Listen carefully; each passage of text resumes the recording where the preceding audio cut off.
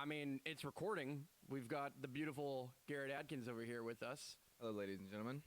We are testing, going live to multiple locations from around the We're going globe. live. Yeah, we're getting thumbs up. Oh, wow. See, look at that. This is impressive. Wow. So wherever you're watching this right now, we're actually streaming it on Twitch, LinkedIn, multiple Facebook pages, and YouTube, multiple YouTubes. yeah, probably on your local cable news channel. For all we know, we took over the government. Yeah. And it's like streaming like the 5th of November and that and V for Vendetta. Exactly. But that's what Mark likes to do here. He likes to play with the tools and then see what we can do. It goes above and beyond, as you can see with this podcast and the multiple streaming locations. And now we're here. Now we're live. We're bearing the fruits. We are bearing the fruits of many, many hours of tons of work. I'm going to ask you to adjust that camera real quick for me. Just get it. Yeah, there you go. That should be good. Yeah, I mean, you know, it's been one hell of a journey to get here, to get this thing up and running. Yeah. And I feel like every time I turn on this system, I have to like update 17 iPads, multiple phones. I have to like turn on multiple systems that are all flowing. But for the longest time, this has been my personal dream to be able to live stream to multiple locations all at the same moment. And I can see that it is literally working here in the background. So, yeah. Yeah, I'm Super excited fun. for you, man. Yeah. I think this is definitely the direction you got to go. Knowing you and the YouTube rabbit holes that you go down and all the different topics, all you need to know is, all you need really is to be able to just start talking about it. So we had a little Bitcoin chat last week. We were able to chop up and share on YouTube, which went really well. And now we're adding the live component in there, so feels good. We're here. It's fast, first to market, essentially. How we can have conversations, how can we stay on top of the If Bitcoin trends. crashes right now, I could be talking about it before anyone. Who knows? Yeah, that's the way I see it. It's like we're literally now at the same speed as like cable TV going live, and there's something beautiful about that. And there's something that they're not doing, which is going across all the different social platforms. So wherever your attention is, you can go now watch this later on social, and that's what's so beautiful about this too. So I got to give a shout out to Joe Rogan and some of the work that he's been doing over the years. It's always been an inspiration for me in terms of how they have built a setup and changed the game in terms of podcasting, particularly on the video front. And it's just been something that for the longest time I've wanted to create and do. But it's been a struggle. It's been you of all people know how much I have struggled to make this happen. But it's definitely been the thing I've wanted to do more than anything else. And making videos and doing it with editing and all that stuff is great, and I love it. But this is definitely the format that I think fits my personal character, because this allows me to boom, switch to that camera right now, or boom, switch to this camera right now. You know what I mean? And that capacity to just completely live in the moment, stay here in the now, and then at the exact same time be able to speak my mind, be able to fully express myself and feel like I'm like, I don't know, making a difference, having an impact is unlike anything else. And technology is meeting me there. This is the first time I feel like all the tech that I would love to use is also available to the everyday man. And, you know, you don't need like a TriCaster with $14,000 worth of, you know, just video switching gear, and now, you know, another 30,000 of cameras just to run a show. You now are technology is kind of democratizing this more and more and more. And yeah, the barriers to entry is becoming extremely low. Yeah. Whenever it comes to actually just sharing your message online. I mean, not too long ago, 40, 50 years ago, there was like three networks on TV. That was where all the information came from. And then 2010, 2011, 2012, we saw like a massive rise when it came to Facebook page, and we come to different media outlets, alternative media outlets, and people having a voice. And it shot up very quickly, and that just showed how ready the market was for different opinions and how quick you were to do such in a fashionable way. You didn't have to get like a big book signing to entice somebody to share your book out there. We have all access in the snap of fingers. Yeah. And it's I think it's like, one is just understanding it, and then two is just like using it and figuring out along the way. And having a constant curiosity Yeah. with it. I think the curiosity is like really driven me personally, and I know it drives you as well, as to like what does the attention economy look like and how is it changing everything that we're doing? And there's no doubt about the fact that the amount of time that people are spending on screens is drastically shifting. Whether they're spending more time, which I believe they are, but even if they're not, they're spending more time like darting from one screen to the next screen. Like they did these eye tracking studies around like what people were doing when watching commercials or TV shows or whatever it was, and they were just constantly switching to and from their phone or to an iPad or to a laptop. Like they were looking at multiple screens at the exact same time, and I get it because I'm one of those people. Yeah. So we're in a culture where how we relate to other people is found through a device. It's found through this kind of superficial, artificial connection, and at the same time, there's something beautiful about what live allows us to do that changes that and can kind of bring the humanity back. Like my ultimate goal is to have like a little call system here with I don't know, a HomePod or whatever it is, and be able to literally like take in calls. Already on to the next idea.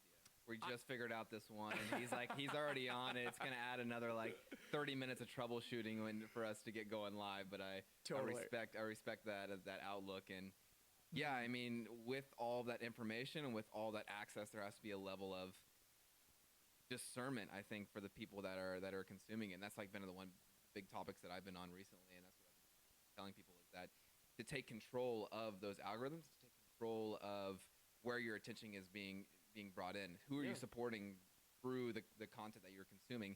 And that atmosphere is that we are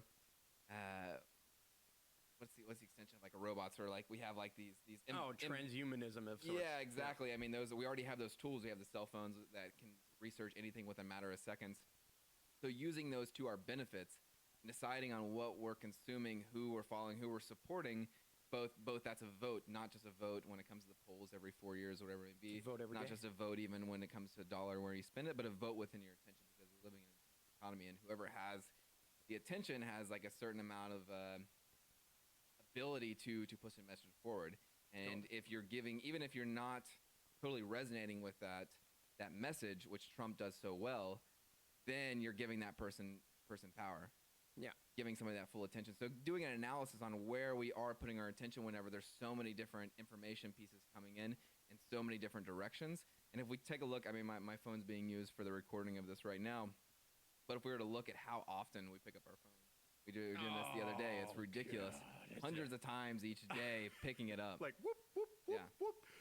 And you and I geek out so much on the attention economy and how it's changing. I even shared a link with you yesterday around like what are the click-through rates on what kind of videos, and which videos get the most engagement, and which videos get the most reach, and whether or not they're vertical or horizontal or square or whatever it is, like the different formats and all the different things that go with that, right? Does live get more engagement than non-live? And the answer is yes, it does, right?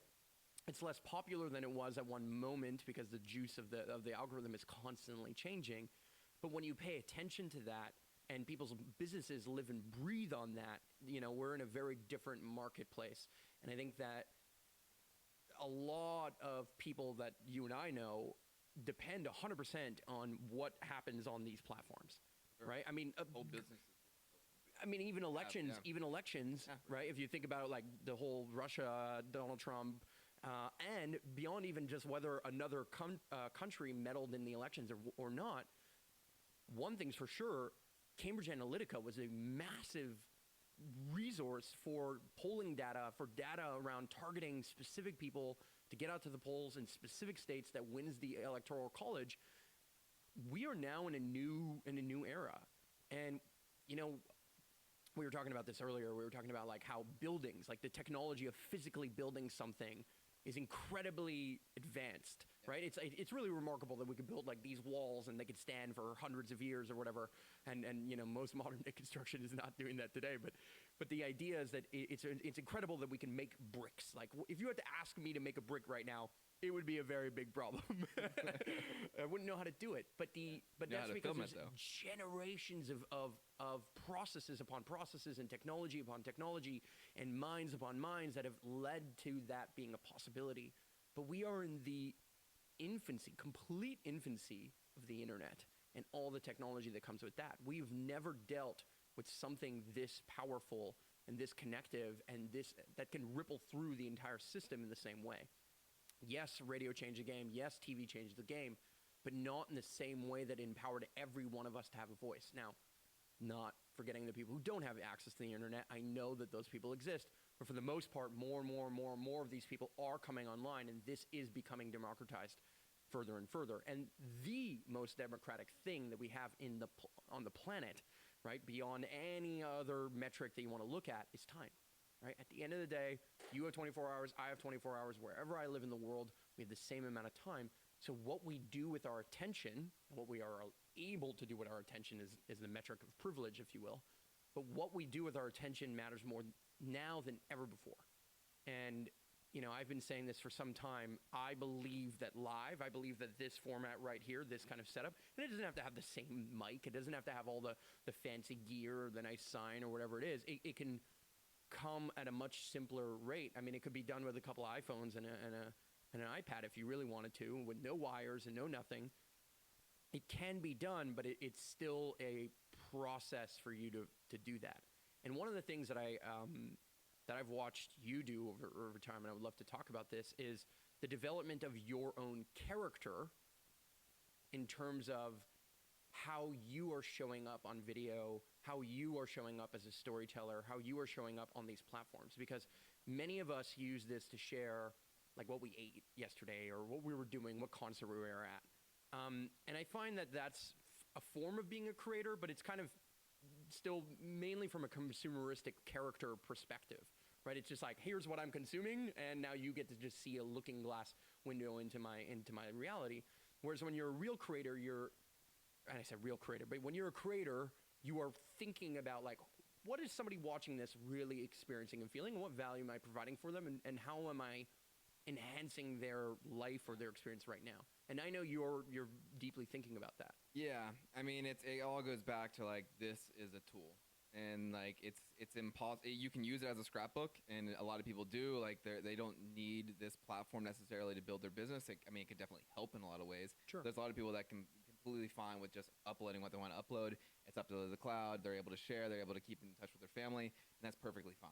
Totally. But if you're a creator and somebody who wants to share their art, wants to grow their business, this is like this is the prime platform and ground to do such.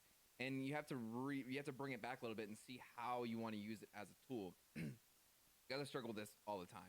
I mean, I'm like still going through that phase of like, wonder what people will think of me, or like, how will I show up in this way? And that's a negative on my side. And like, as much as I know that that's not what I should be focusing on, it's kind of one of those like, it's easier said than done. But whenever I get ready to post something out, I always get a little bit nervous. But even every time I post it, it's going to be, it always does completely fine. It also is like met with so much positivity and reinforcement, which that shouldn't matter regardless. It's more so about using a tool and share that message I want to go through. And I think that that's another thing that I've been trying to implement with my own head, is that focusing on who you want to reach through this platform and not focusing on who you perceive will not like you in it. Like spending so much time worried about as a creator or somebody who wants to build their business through this platform, spending way too much time on, oh, I wonder what this person will think about me that I passed a note to in second grade. Like, first of all, that person doesn't even like care or notice they're gonna get lost in the algorithms. I should be focusing more on the people that it's gonna truly impact. The people who are paying attention. The people it's gonna impact, and it's gonna have a positive message for it. Because at the end of the day, like, I want to help empower people with growing their business. I want to help spread information when it comes to eco-villages, sustainability, social impact businesses. And whenever I'm too caught up in the weeds of wondering what this person that's in second grade that I passed a message to is going to think, even though this person's not real, it's more so about like this internal head of my voice being like, it is. Then that's holding back. That's not giving a fair opportunity to the people that I could actually impact and that could actually have a positive long run. Changing that perception, using it as a tool, and then just showing up and start creating and not overthinking it too much. But having a clear strategy, having a clear ethos to share your message from, and what you want to use it from. Do you want to grow your photography through it? Do you want to like spread your message when it comes to your social media business, or whatever it may be? kind of knowing that and just using it and speaking about that and not feeling too overwhelmed that it has to fully represent you as an identity, represent you as a whole, because I don't think social media can do that. And that's what hold people's back the most. They're like, I don't want to like show up this way because I'm afraid it won't like fully represent fit me. my non-existent brand. Yeah, fit my either. I don't want to be felt like this way. It's like, no, just like share it, show up. Nobody's really caring as much. Nobody's overvaluing one single post that you had one day compared to a wave of content or all the things that you're doing. And if you have a message that you want to share through it, where the real results come from is not through the likes or the public comments. Where it goes down in the DMs per se is that's where the conversations really happen that are impactful. Yeah. So changing that metric of success on social media is that I don't care as much about the likes. I don't care about the comments. It's like, is this post going to spark a conversation that's going to have a true impact on somebody today? Is this post about the plastic problem going to have somebody end up buying a reusable bottle and saving in the year, and it's going to save a ton of plastic, that single-use plastic that would end up in a landfill somewhere? So what are those metrics to success for you? Is it looking good? Is it an ego thing? Or is it more so of like an impact aspect of it? And that's just like the conversation that I have with myself daily and that I try to implement with people, because I teach that so much and I speak about that so much because it's the reflection that I really need to see. It's your internal journey. Exactly. The best thing that you can speak about is the thing that you yourself are going through maybe 2 steps ago, right? And that, like, from my perspective, you have definitely quieted a large portion of your mind when it comes to those things. Even when it comes to, it's one thing to do like pre-recorded stuff, but now another thing to be is like live, right? Because in pre-recorded, you can edit it. And I think a lot of people film like 17 versions of the same video, or they'll take like 24 selfies and maybe they post one, or maybe they're happy with themselves in one. And I understand like, okay, I understand getting the shot. Like, I totally get why somebody takes multiple pictures to try and nail the right light or the right angle or the right piece. But I think it's the judgment side of it that saddens me sometimes too, because I don't think that most people are approaching it from like, oh, this is the best job I can do in photography. I think a lot of people are approaching it from like, oh, my chin looks fat, or the wrinkles in my shirt, people are going to judge me because I didn't iron my shirt or something. You know what I mean? Like stupid shit like that just is completely inconsequential. And I find this format, like this right here, it cuts all the bullshit. Because what I say right now is out. Yeah. And the cat is out of the bag the second I say it. And that's fun. That's exciting. Yeah, I could go delete it. I could go do whatever, but it's still there. And I love I personally love where that puts people too, right? Because if I'm going to ask somebody a question, they don't know what question I'm going to ask them, it could put them on the spot. And they have to trust me. I have to trust them in many ways, right? Yeah, and you don't have to go to the extreme of where we're at right off the bat. It's kind of like working yourself up into that sense.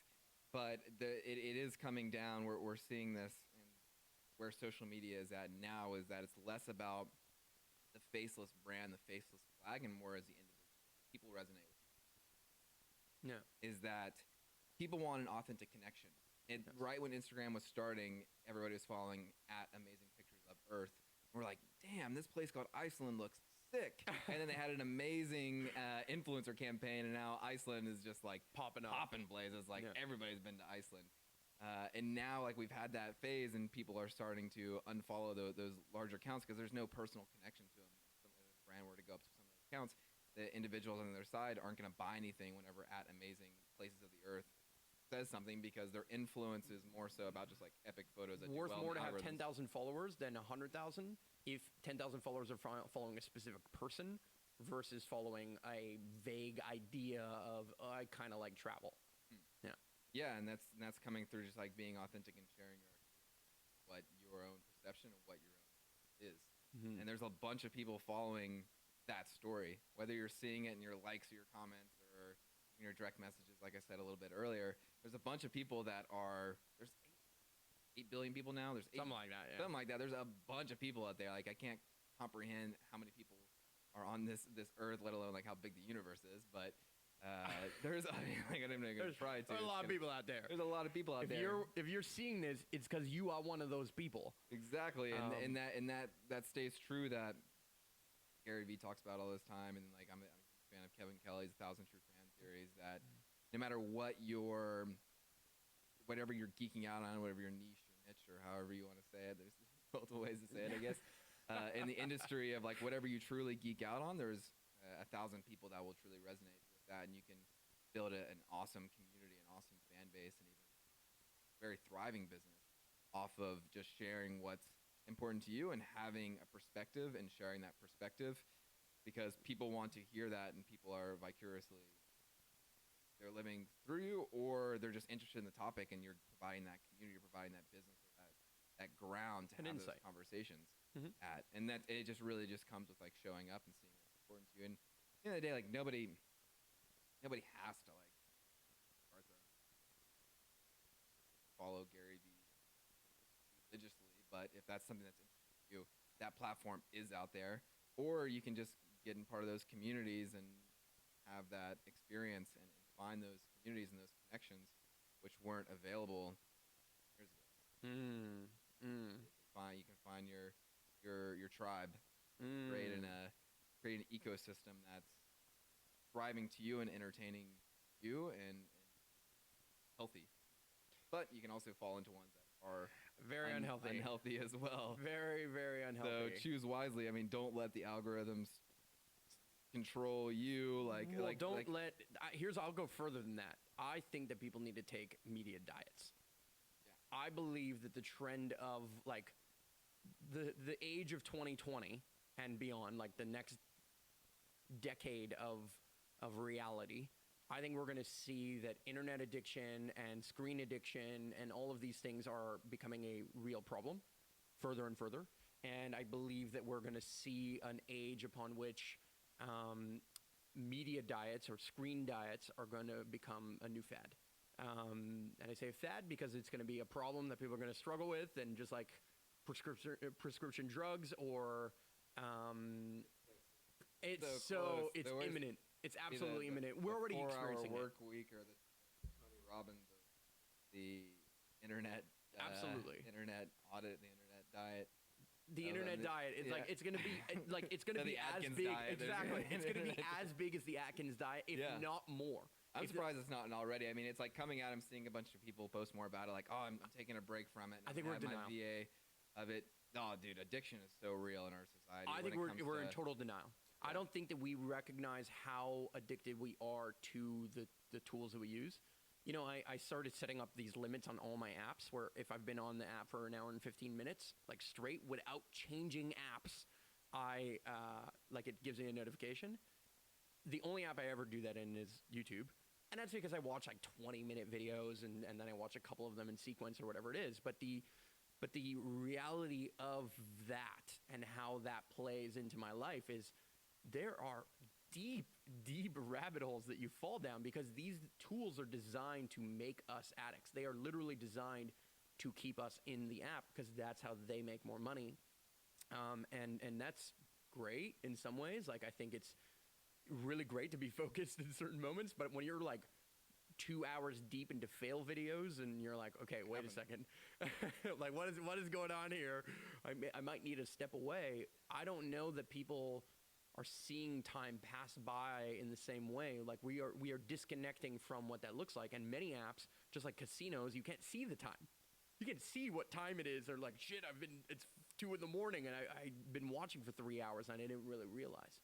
So that is going to become, a media diet in general is going to become important. I also think a media diet from the perspective of like not paying attention to the news, for me specifically, is very healthy. Because when I watch like the latest thing that some politician said, or when I watch like what's going on with the world or the markets, I get a serious anxiety.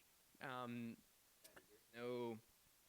of all, there's no like blueprint to life in general, and then you got to throw this in the mix. There's no like clear audit where it's so new and it's evolving so fast. Mm-hmm. Like, who is going to be the one? Like, typically when it comes to like it has to be like a personal choice, because whenever it comes to like it moves so slow that it's just going to outpace it. Conversation about this on like a nationwide level is going to come years down the road. But Totally. there's going to start seeing those sparks in the conversation of what a healthy diet of that, and how to like really cater to what is healthy and what is. There's a bunch of kids that have like iPads and what like I mean, I'm not saying that's right or that's wrong. I don't know. Like it's like Oh, I think gonna it's have consequence. Yeah, I In mean, some way, I shape, or definitely form. wouldn't. It'll have an impact. Yeah, exactly. Regardless if it's right or wrong, I don't think that you or I or any specific person is the judge of that. But without a doubt, we will start to notice trends, and those trends will impact us. In the same way that we had trends where, like, I don't know, a bunch of people started getting cars, and now all of a sudden we needed to build more roads, and then we had to build more parking. Those trends had consequence on our reality, and they had consequence on the physical planet.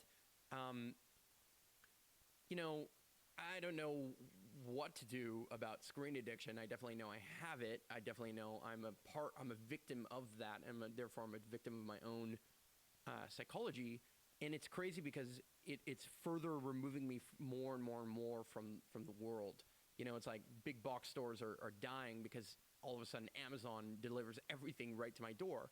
And that's great short term. It's great for me as the individual, but that's part of the tragedy of the commons, because if everyone was ordering off same day delivery Amazon, or we all go crazy on Prime Day in a few days from now or whatever, like that has massive impact. Like that is not to be, understated as to what that does from a carbon footprint perspective, from like a consumerism perspective, from a ease of use, perspective, like the throwaway kind of lifestyle that kind of enables. But with all of that said, our own psyche and all of these different things go through various seasons. And I know you wanted to talk about this, so let's dive into it. For those who are listening to this, one of the topics that our common friend Phil Drolet has spoken a lot about, he loves to ask me on a regular basis, is what season of life are you in? Right? And what he's referencing is the idea of,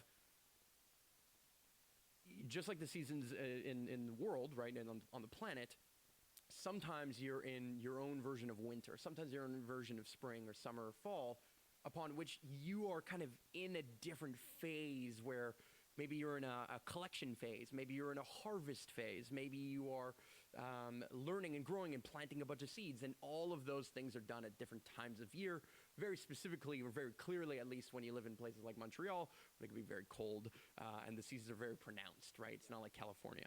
So the season of life methodology is a very good, from my perspective, I think it's an exercise we both resonate with, is a very good way of saying like, oh shit, maybe I shouldn't be pushing and meeting the resistance of like trying to harvest when I'm not in the season of harvest. Maybe I should be studying and building and creating and so on and so forth. So I know what season I'm in. I would love to know, where do you think you're at right now in your seasons? Yeah, I'm definitely in spring, I would say. Or like April or a May, depending on where the flowers blossom. Because I feel like a flower just becoming like seeing like, all right, this is like what I'm going into summer, and like where I'm gonna be in like full effect right now. So like a lot of stuff is just becoming very clear, and I'm starting to see what is sprouting at that time, and just like, oh, I got these colors, I got this. More's coming online again. Yeah, like it just like blows me. Everything is becoming a lot more clear to fully get into like hustle, like implement, feel clarity right around the corner. Yeah. It's everything is becoming more and more clear. But on the outside, the external of where I'm at, I mean, I'm like we're down in Montreal at the moment. And September, I'm gonna go to Virginia to stay for a couple months. But like so. In terms of, I might be more of a hermit mode when it comes to a specific place. I'm way less traveling, and it just feels really great. And I'm more so on an internal understanding. But I think that fits spring. It does, yeah. Because in spring you have to plant seeds somewhere. You can't be moving all over the place. You really need to like put some seeds in the ground and get something going. You know what I mean? Yeah, and that's definitely where I'm at right now. Everything is becoming clear, getting good routines, getting good schedules, starting to like have a good consistent watering cycle, I guess, if I'm a plant equation. observing it.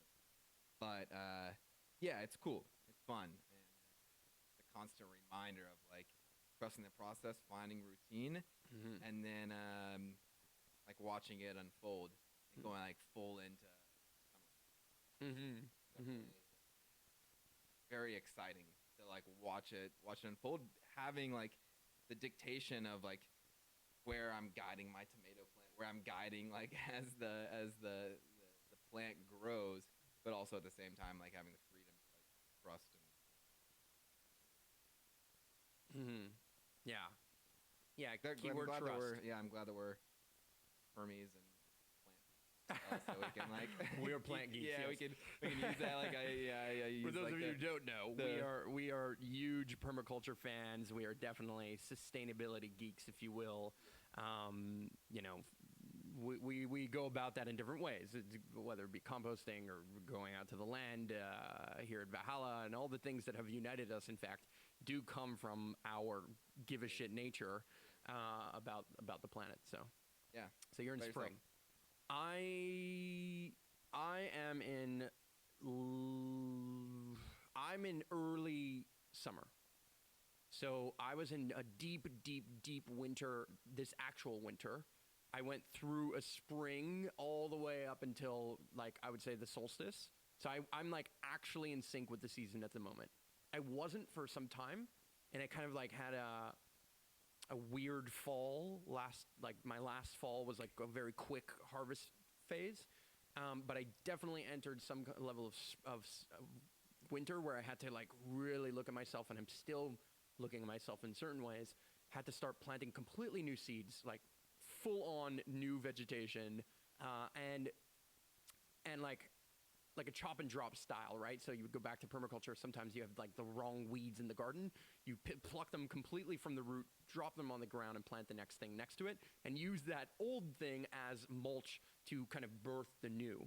And so I'm in that phase. I'm in a little bit of a balance between planting some tomato plants, meaning some annuals, and then some perennials. Perennials meaning, you know, fruit trees or berry bushes, things that come back every single year for those who don't understand the references. But in that, I'm definitely in a summer phase because I'm recognizing now that I just need to kind of maintain consistency and monitor all the little things that I've tweaked and gotten in place during the spring. So those things are quite like physically apparent right now. They're physically apparent in the physical space that we're in, not just this podcast. But I'm like coming back to life as well.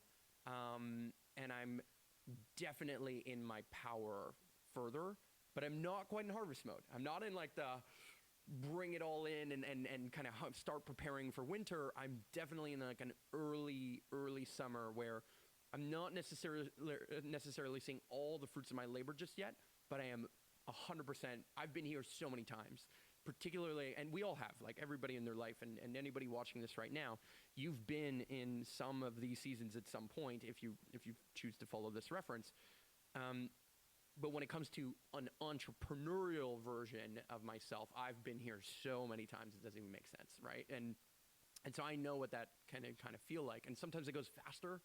And this one is this whole winter, spring, and summer feels long. It feels like it's going to be a real year, if you will. It's not going to cycle through a couple of times in a single season or a single year. Sorry, it's really going to take its time to develop and take its time to get somewhere, and that's okay. I'm finding good balance and sustainability in it all too. Like I think my character is shifting from being much more dominant, forceful, masculine, if you will, in the way that I communicate, in the way that I share, the way I relate, the way I support other people.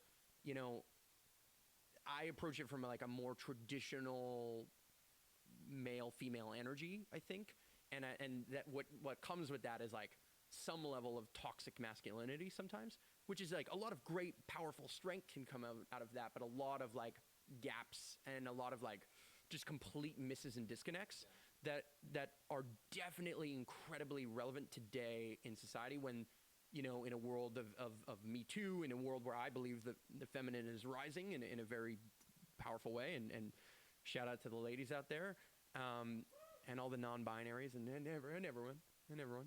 Be politically correct about it. See, these are the things. Even that, just that right there. Shout out to everyone. Yeah. That's the culture that we're in, and it's never been less safe to be at the polls than it is right now. And yet, ironically, in the politics of the world and in many of the different things, the things that are at the polls, the extremes are what are either like completely awe-inspiring us, and you and I both know that awe-inspiring goes viral, and or enraging us, and we also know that goes viral. And so that balance of like, how do I maintain balance within myself as a person, but also recognize that me as a character, this person here, the more outlandish I am right now, the more likely this is going to create a rise in people, and then the comments, good or bad, are serving my platform. Yeah. Well, how does it feel internally for you? Like what, like, so there's like Challenging. there's the outside perspective, but what does it feel to be a little bit more passive or just calm? I can see it within you with the conversations we're having, and like even with dealing with our troubleshooting of this podcast before we even got started, it was like less of like, fuck, shit. It was like more so like, all right, we're gonna figure it out. We're gonna do this thing. It's like, oh, before. So like, how does it like, how does it feel to like internally to like slow down in that way?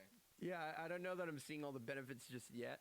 I still think I'm learning this pace, and I definitely will default in certain moments to just getting impatient and feeling like I'm just here to do my job and get out, you know, and like, and it's annoying. It's really annoying to have to like constantly process and constantly relate. So there's this feeling to some degree, there's like a thorn in my side, and it feels a little annoying and like, you know, like, and I've that's the sound that I think it feels like, that feeling, and that is softening more and more and more. And I think I could feel that in all fronts, in my jaw, in the way I'm relating to the woman in my life, like even a simple, stupid stuff, but not stupid stuff, but simple little mini details. Like my father sent me something the other day, and he just like wrote something to me. I asked him a quick question, and then he wrote something back, and then normally that conversation would have just like ended right there. And then I sent something right, like immediately after, saying like, "Oh, how are you?" And I realized I literally never asked my father that question. Like I never, ever, ever, ever, ever ask him how he's doing. I'm always just, hey, like, how's it going? But as a formality, potentially. Yeah, it's like, you know what I mean? But like not like a real, like, how are you? And yeah, then like sitting there, and like it's not like about waiting, the questions you ask, but it's how you receive. The receive it. Like how much presence am I bringing to all the things that I am doing, right? And that presence is changing in me, and I know that that's changing the entirety of everything I've created. But that's uncomfortable. And you, of all people who have seen, you know, Superhero Academy's ups and downs and all the different things that go with that, much of those ups and downs followed me, right, for some time, because I was kind of the person who understood and was manning all the positions. And now that's completely changing. Right? It's like, okay, somebody's taking care of financials. So we built a system for this. You're taking care of marketing and CMO, and we're talking about community management this way, and somebody's going to take care of Facebook ads. And so it's like now I can geek out. I can get back to like what I actually want to do, which is this. I'm like, this is what I know is my ability to move this forward and forward for me, and you'll do the things that you can move forward for you. And that is so much more fun. Yeah, so important to be able to do what you love and just to be like fully empowered. And like it's easy to lose sight of it. It's easy like not everybody brings their own, like everybody brings their own paint party. The art party that's like it's cool, and if you can like find like your own combination to make the rainbow, then it's like makes everything fun. Otherwise, you can just be like crazy corner, which is fine. Be that person, but like, I mean, the best thing that you can do for yourself, and the best thing the world at large, is to have some peace and have some like excitement in what you're doing, unless you're an asshole. So like, don't like use that as a way to like raise your like racism or anything forward. Like that's not cool. You get what I'm trying to say from this? Is that like If you're a dick, this isn't a message for you. Yeah, this isn't for you. But like, if you're doing so in a peaceful way and like you're excited about it, you're adding like positivity to the planet, you're like sharing your art. It's awesome. First and foremost, if you can find people to share that with and to co-create with, like more power to you.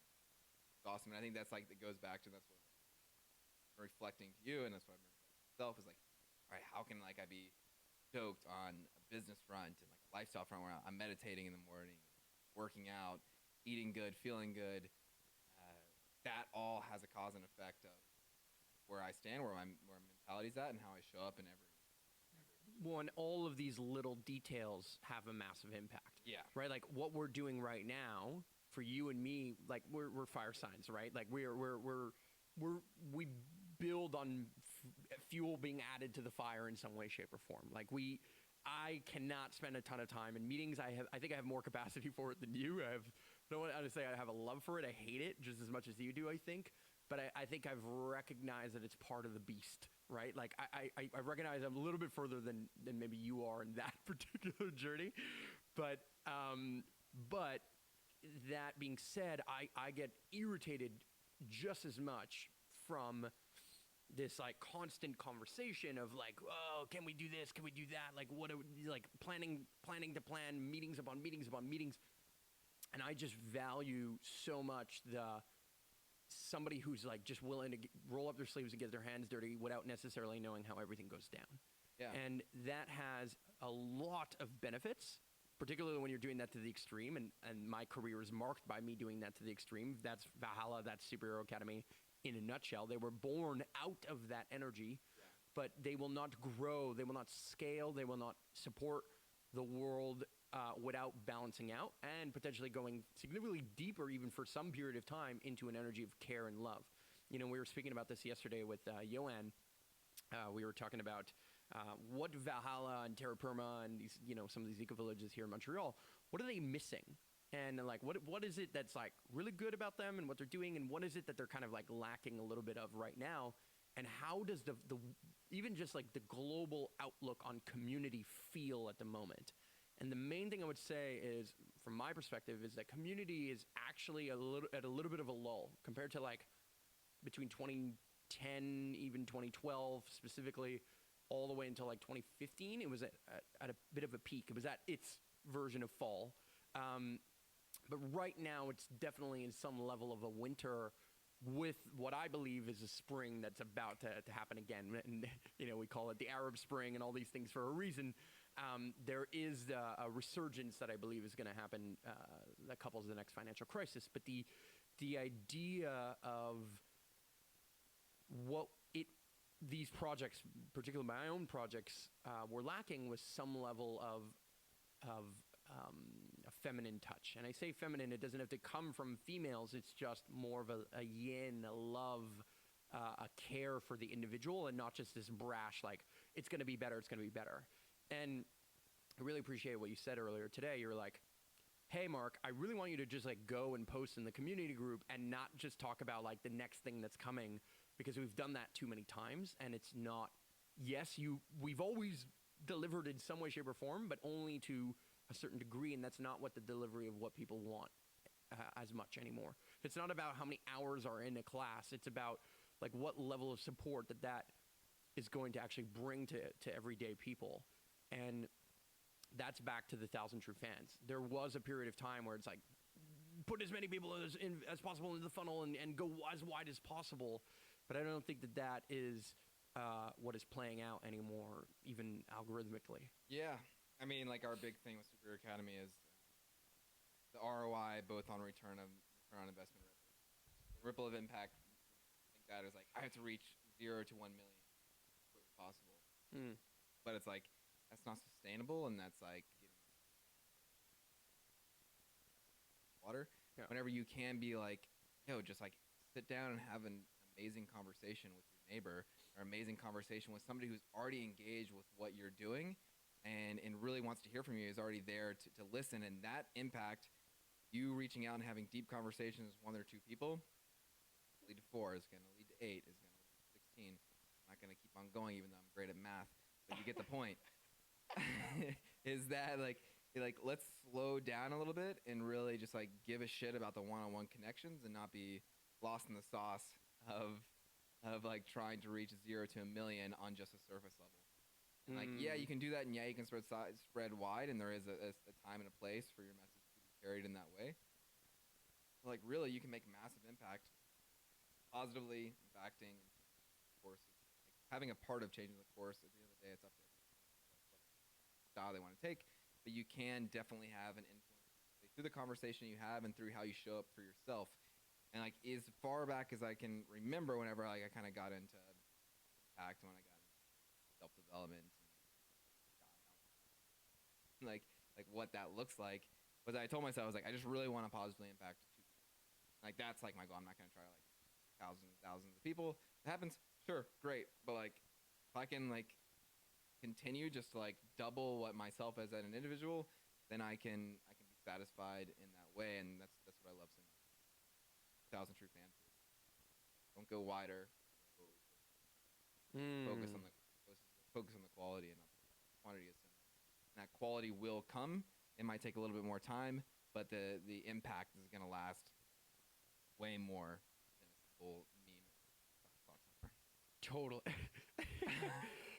It is 5 o'clock somewhere, and with that, cheers. Salute. We have to walk that back for half a second. So I just realized that there's an app that allows us, so I can see how many people are watching. Oh, cool.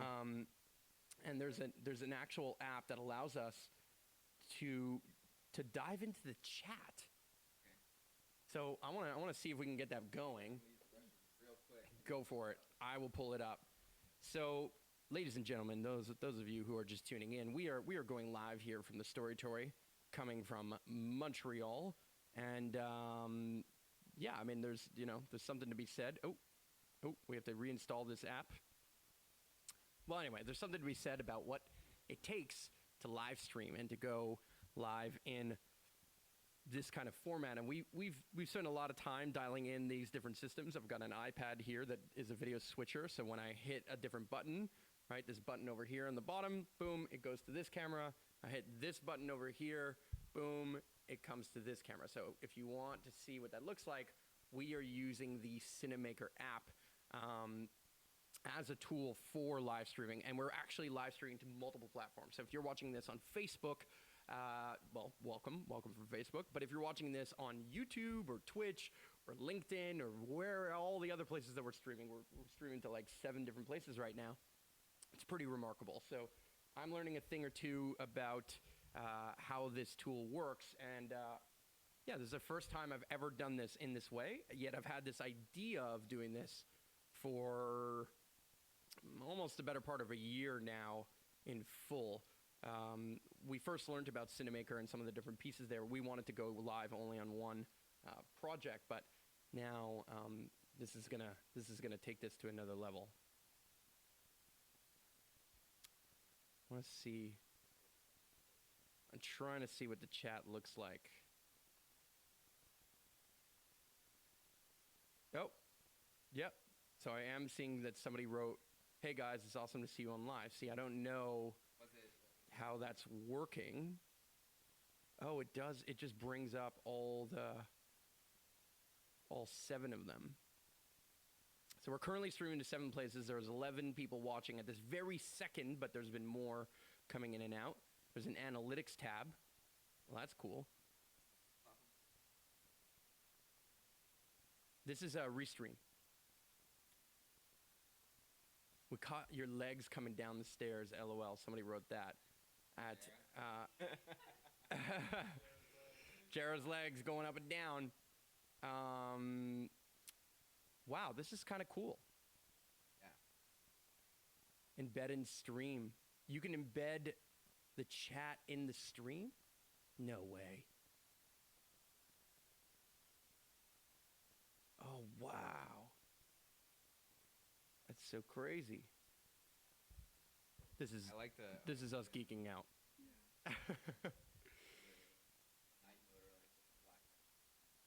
Yeah. The app. Yeah. What's that The called app. again? The dark mode. Dark mode. Yeah. The dark mode to this app is very nice. Very well done. Yeah, very nice. Very nice Restream. We love you and love what you're doing.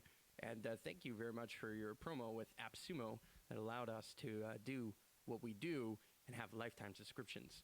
And for those of you who don't know AppSumo, you're missing out. Find a link somewhere. All right, we need our friend Devin to come back yeah. with his guitar because he used to do our interludes and he used to do our That's commercials. true. John True. Devin, if you're watching this, we need you back here. We need you back here. We need you back in Montreal making our interludes. David wrote, what hardware are you guys using? Ooh, okay, we are using a lot of hardware here.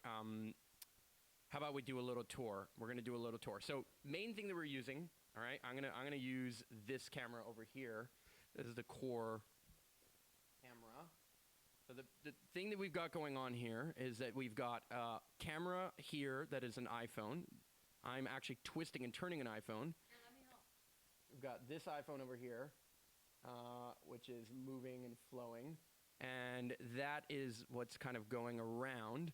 Now, actually, I had to switch to that camera.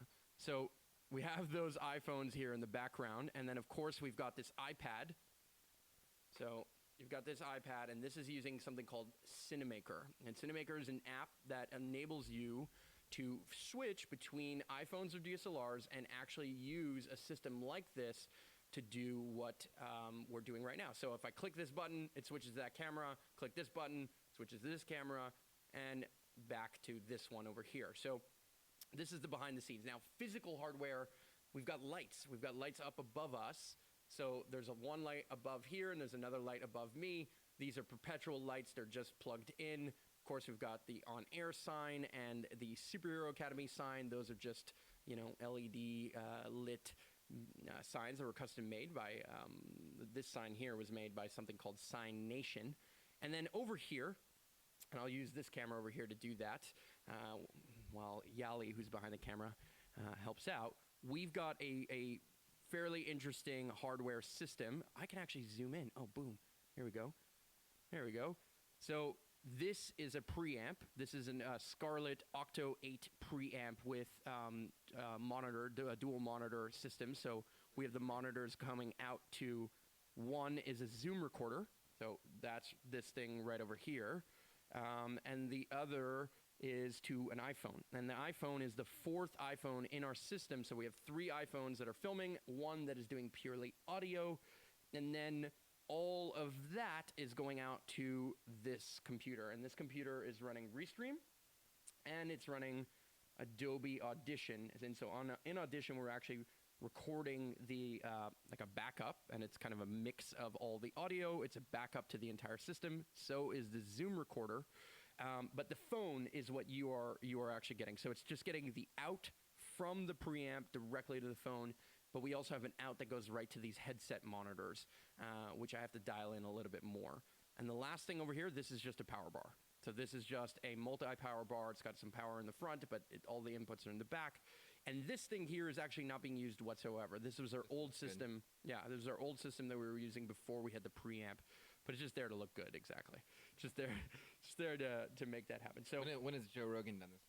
Yeah. When exactly? Yeah. No. Absolutely. So, I mean, beyond that, the hardware that we are using in terms of the mics and all of those things is the Shure mics. I can't remember. I think they're called the 450. Update your Kit.com. Yeah. Kit.com? Yeah. So anybody who's watching this, if you go to kit.com/Mark Angelo Coppola, you can go and see the actual hardware that I'm using. The only thing that's missing is this preamp over here, but I'll add that for you. So everything else that we use on a day-to-day basis is available for you to find on Amazon or everything else. But we've got Rode stands, Amazon Basics, XLRs, and all the things that go with that. So there you go, David. I'm glad that you enjoyed the little tour, and we'll do an in-depth version of this. Like we'll make videos on this in-depth further. And we actually have a Storytory vlog coming out in not next episode, the next one after that talks about how we set up the studio upstairs, and then how the importance of setting up this physical podcast space here downstairs here at our studios in Montreal. So always a pleasure, always fun to get something like this going. So yeah, lost that phone somehow. You unplugged it? Yeah, just keep them plugged. Yeah. Stream looks great. Volume a little low. Respect to you guys. Yes, I know the volume is a little bit low on the phone, but it's coming out nicely on everything else. I know that if I were to turn this up just a little bit, now the volume should be a little bit more juicy, a little bit tougher on that. How's that sounding, David? I would love to hear your input as to what that's looking like. This is so cool that you get all the chats in all the different platforms too. So it's not just Facebook. It's like everything from. My next question of how we can actually. No, it's from all of them. It's literally from every single one.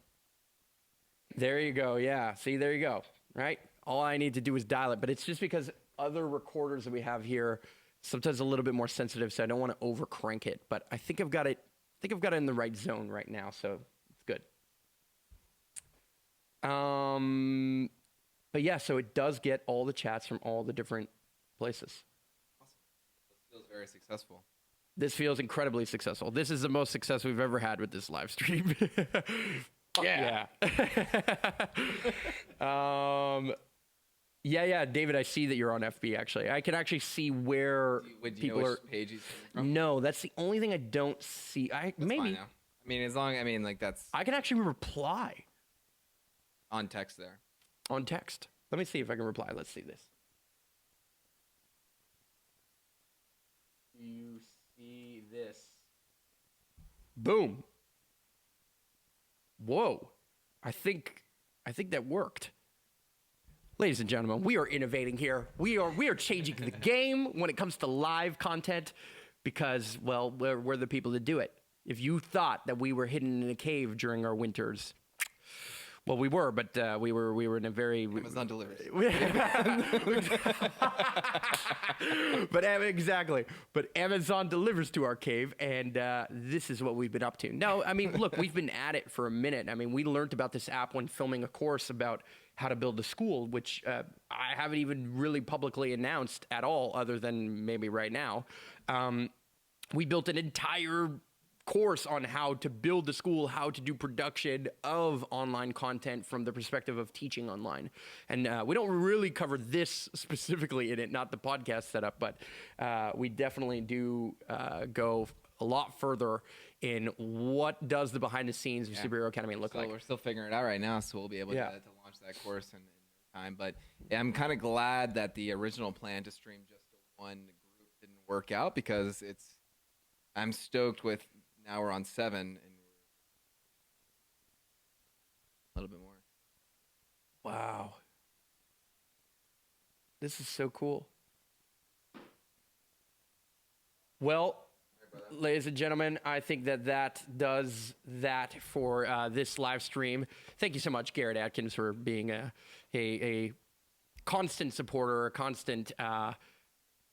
I don't know, just like a driving force in all the things that we are doing and creating. And I know that my own frustrations and my own capacity and the way I show up energetically sometimes in this space and in our business is not always the easiest thing.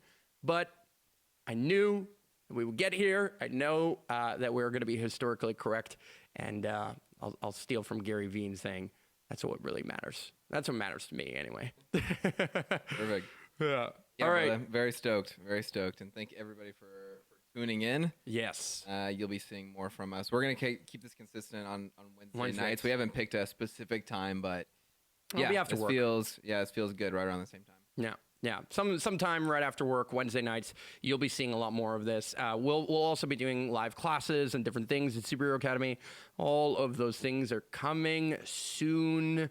I promise you, there are some big changes afoot, both energetically and in the code of the interwebs. So we'll see you next time. Make sure to hit that subscribe, love, like button, whatever it is. Leave a comment if you have this, even if you're watching it not live, and we'll be doing podcasts. We'll be on 11 platforms, so it won't just be video. It'll be audio too. Love you all. Video. Peace.